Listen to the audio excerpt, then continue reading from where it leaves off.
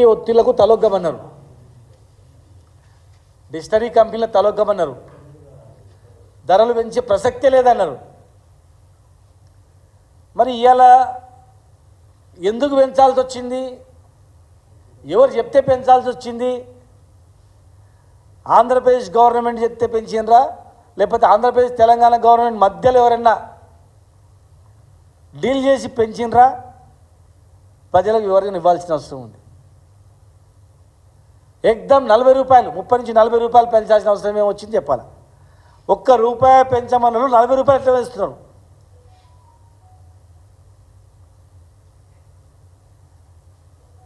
ఎవరు చెప్తే పెంచుతున్నారు?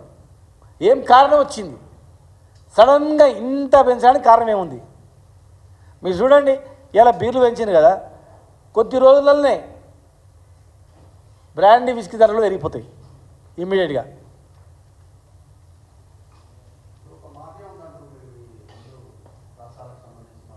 ఉండొచ్చు మీరే కనిపెట్టాలి. ఇంకా ఎవరున్నారనేది, వాళ్ళు ఎవరనేది మీరే కనిపెట్టాలి. ఇక మీరే లోతుగా పరిశోధనాత్మకంగా విశ్లేషణ చేయాలి. మీరు బయటపెట్టాలి. ఎవరంటే ఇప్పుడు మేము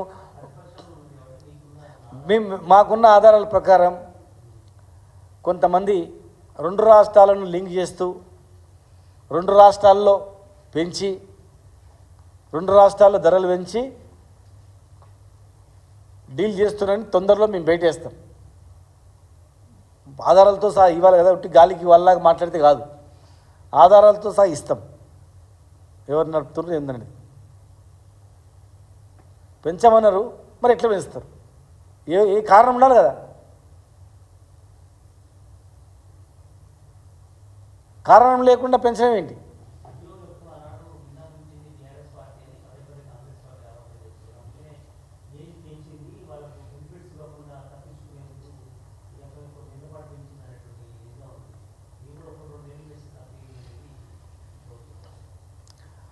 ఇప్పుడు మాకప్పుడు 2-3 ఏళ్ళు తెలంగాణ ఉద్యమంలోనే 4-5 ఏళ్ళు ఉద్యోగులు టోటల్గా సర్వీస్ మొత్తం కూడా దానికి పోయింది.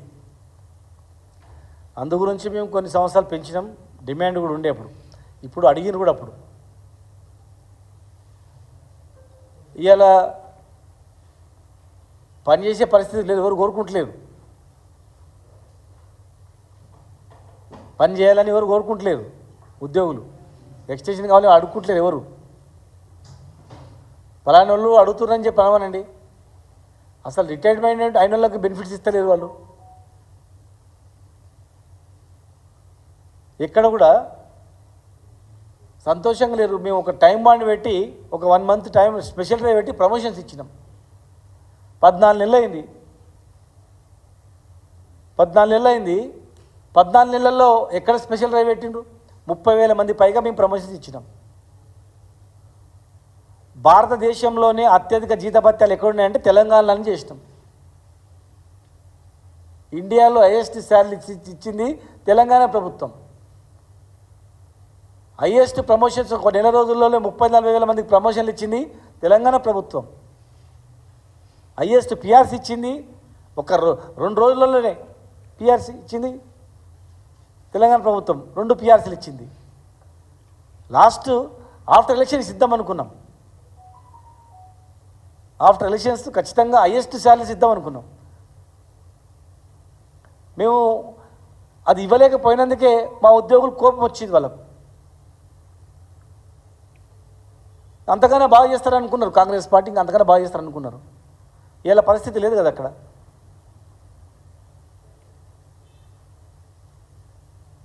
రిటైర్మెంట్ మా డిమాండ్ రిటైర్డ్ అయిన ఉద్యోగులకు ఇమ్మీడియట్గా రిటైర్డ్ అయిన ఉద్యోగులకు, ఎందుకంటే వాళ్ళకు పిల్లలు, కొంతమందికి పిల్లలు ఉద్యోగాలు లేకుండా ఉంటారు, కొంతమంది పిల్లలు ఎక్కడో వెళ్ళిపోయి ఉంటారు అమెరికా, అక్కడ ఒంటరిగా ఉంటారు, వృద్ధులై ఉంటారు, వాళ్ళు ఎట్లా బతుకుతారు?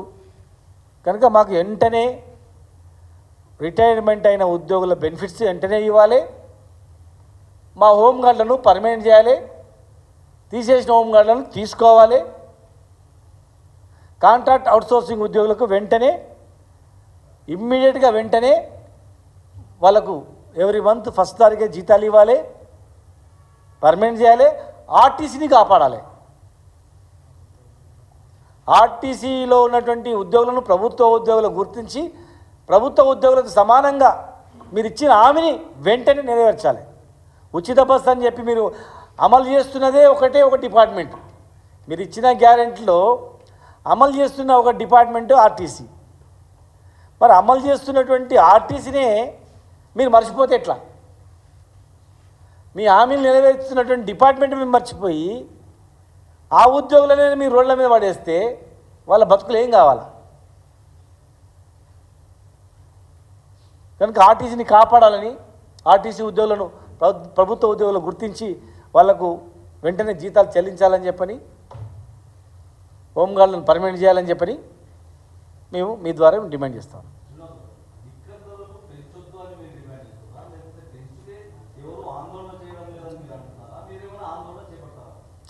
వాళ్ళు పెంచమన్నారు మొన్న, ఇవాళ పెంచినరు. ఎట్లా పెంచినా అడుగుతున్నాం.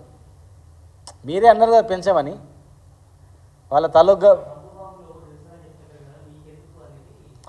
అంటే ఇప్పుడు రెవెన్యూ అనేది పెంచుతున్నారు కదా, దీని మీదనే రెవెన్యూ లిక్కర్ ద్వారానే పెంచి ప్రభుత్వాన్ని నడుపుతున్నారు. మమ్మల్ని అన్నారు కదా, ఇలా మీరు పెంచుతున్నారు కదా, పెంచమని ఎట్లా పెంచుతున్నారు అడుగుతున్నా.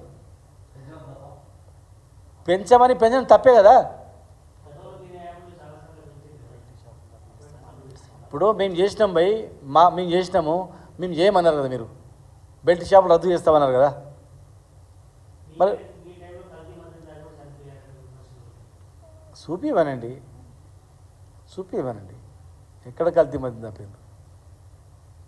ఇలా మా గీతా కార్మికులకు ఎక్స్గ్రేషన్ చెల్లిస్తారు. చనిపోయిన గీతా కార్మికులకు దాదాపు 7 కోట్ల రూపాయలు ఉన్నాయి. చెట్టు మీకించి పడి చనిపోతే చనిపోయిన గీతా కార్మికులకు డబ్బులు ఇవ్వట్లేదు.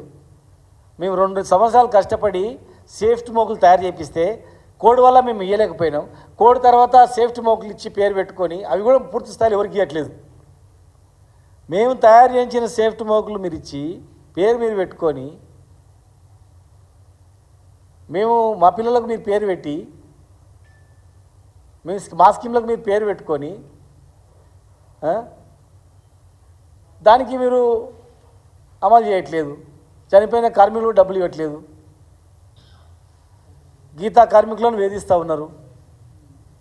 గీతా కార్మికులను కల్తీ పేరు మీద వాళ్ళను జైళ్ళల్లో పెడతా ఉన్నారు. వందలాది మంది జైళ్ళల్లో పెడుతున్నారు. వృత్తిని భయభ్రాంతులకు గురి చేస్తున్నారు.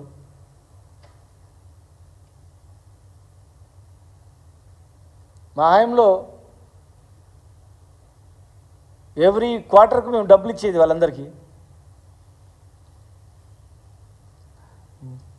చనిపోయిన కార్మికులు కావచ్చు, మరి వికలాంగుల అయినా ఏమైనా దెబ్బలు తగినా వారికి కావచ్చు. కార్మికులందరిని ఆదుకున్నాం. రెంటల్ మాఫ్ చేసినాం. నీరా పాలు తీసుకొచ్చినాం. ఉన్న నీరా కేఫ్ సరిగా నడవట్లేదు. ఇప్పుడు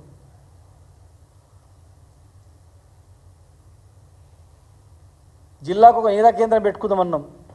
ఎక్కడ కూడా నీరా కేంద్రం ఎక్కడ లేదు. చాలా అంశాలు ఉన్నాయి.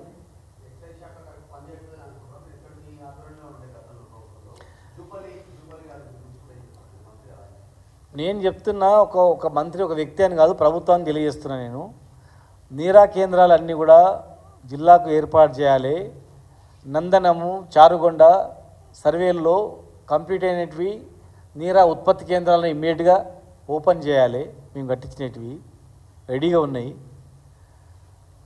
గౌడ్లకు 20% పెంచుతామన్నారు. వైన్ షాపులకు ఇమ్మీడియట్గా జీవో ఇవ్వాలి. గీతా కార్మికులకు పెండింగ్ బకాయిలు వెంటనే చెల్లించాలి. వాళ్ళని ఆదుకోవాలి.